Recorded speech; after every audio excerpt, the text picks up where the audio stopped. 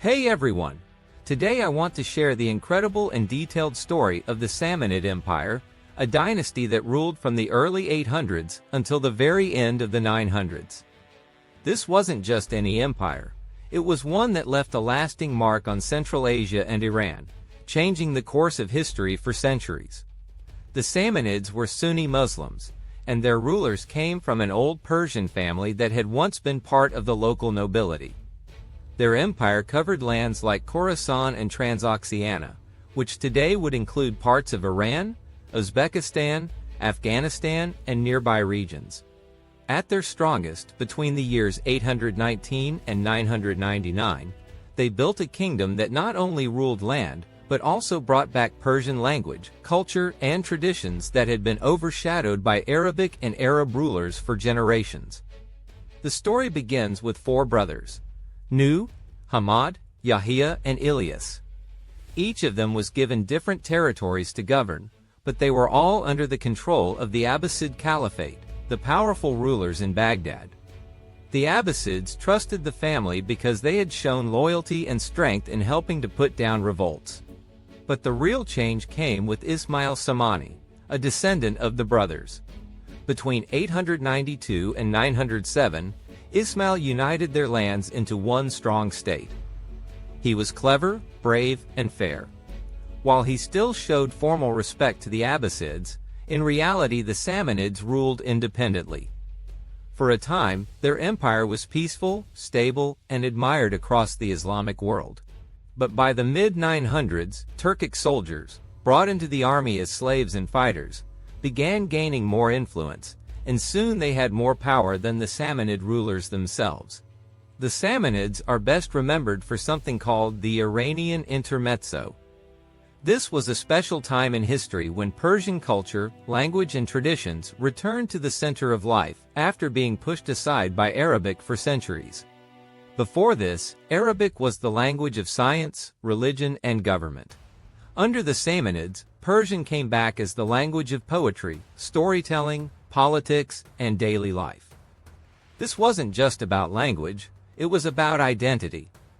The Samanids helped shape a new cultural mix that combined Persian traditions with Islamic faith, creating a style that influenced Central Asia, the Middle East, and beyond for centuries.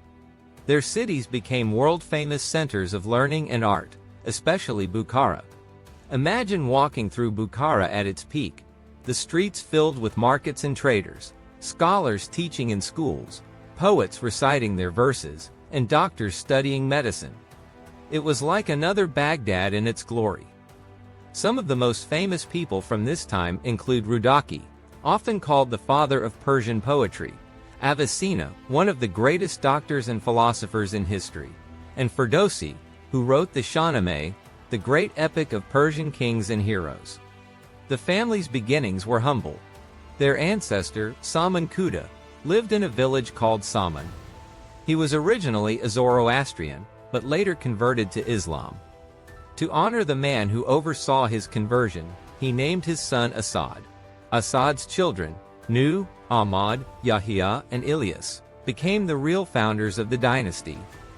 The Abbasid governor of Khorasan rewarded them with land and power because of their loyalty.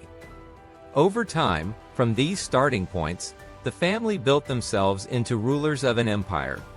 By the late 800s, Ismail Samani became the strongest member of the family. When the city of Bukhara was in chaos, he restored order, and the people welcomed him with open arms. After his brother Nasir I died, Ismail made Bukhara the new capital of the empire. He also fought and defeated Amr ibn al-Layth, the powerful ruler of the Saffarids. This victory made Ismail one of the most respected rulers of his time.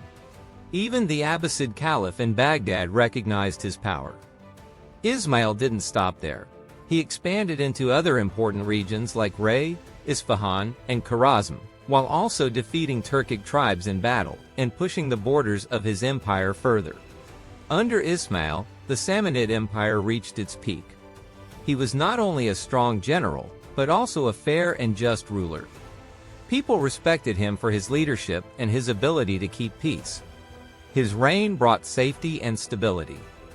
City walls were barely needed because invasions and attacks were rare. But when Ismail died in 907, his son Ahmad took over. Ahmad faced many difficulties. He was not as strong as his father and eventually was killed by his own soldiers. This showed how much power the Turkic troops had gained. After that, the empire became less stable, with rulers facing constant rebellions and struggles. One of the later rulers, Nasser II, came to power as a child. Although he had smart advisors and tried to keep things together, his time was full of revolts and challenges. Yet even in this period, the empire's cities, especially Bukhara, stayed alive with learning, poetry, and art.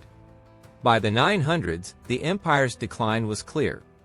The Turkic generals controlled most of the real power, while the Samanid rulers became little more than figureheads.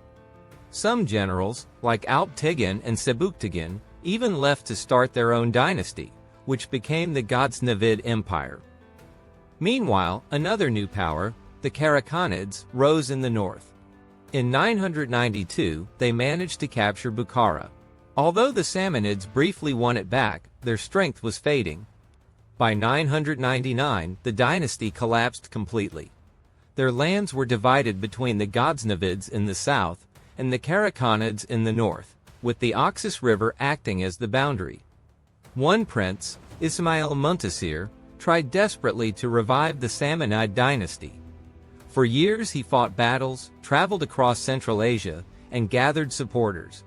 But in 1005 he was killed, and with him the last real chance of restoring the Samanid Empire was gone. Even though their empire ended, the Samanids left behind an incredible legacy. They helped bring back Persian culture in what historians call the Persian Renaissance.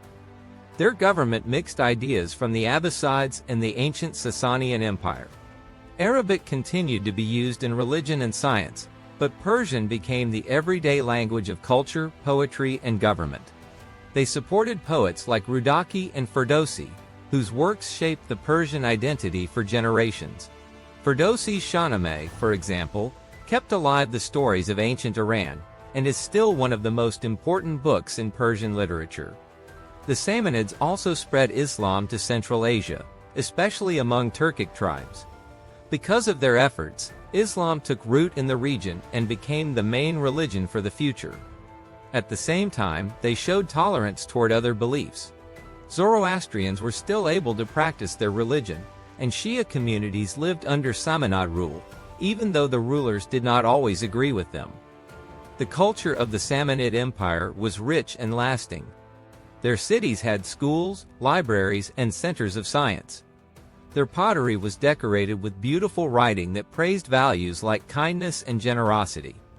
Their coins have been found as far away as Scandinavia, showing that they were part of massive trade networks stretching across the world. Their economy was based on farming, trading, and even the slave trade, which made them one of the wealthiest states of their time. In the end, even though the Samanid Empire disappeared as a political power, its influence lasted for centuries. They made Persian language and culture central again, and they laid the foundation for the Tajik identity in Central Asia.